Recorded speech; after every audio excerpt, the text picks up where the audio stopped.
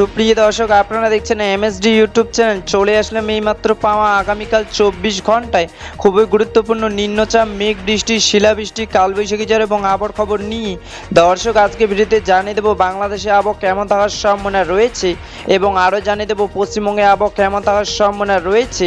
আগামীকাল 24 ঘন্টা আবহাওয়ার পূর্বাভাসে কী জানিয়েছে আবহাওয়া দপ্তর, আরও জানিয়ে দেবো স্যাটেলাইট ওয়েদার অবজারভেশন ডাটার অনুযায়ী কেমন থাকার সম্ভাবনা রয়েছে আগামীকাল আপনাদের জেলার আবহাওয়ার পরিস্থিতি।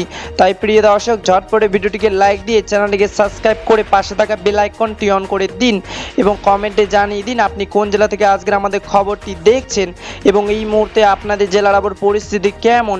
দর্শক এবার জানিয়ে দিচ্ছি এক নজরে। দর্শক এবার সরাসরি চলে আসলাম মেঘ বৃষ্টির স্যাটেলাইট পূর্বচিত্রে এবং এই মুহূর্তে দেখতে পাচ্ছি আজ এবং আগামীকাল 24 ঘন্টা বাংলাদেশে 8টি ভাগে 64 জেলা আকাশ মেঘলা থাকার সম্ভাবনা রয়েছে।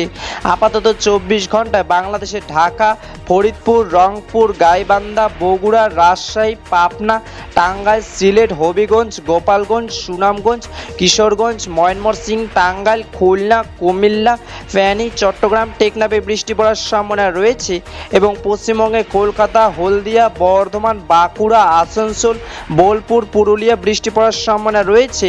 12 জুন 2026 শুক্রবারে আবহাওয়ার খবর দেখা হবে পরবর্তী দিনে আবহাওয়ার ভিডিওতে। তখন পর্যন্ত সুস্থ থাকুন, ভালো থাকুন, ধন্যবাদ।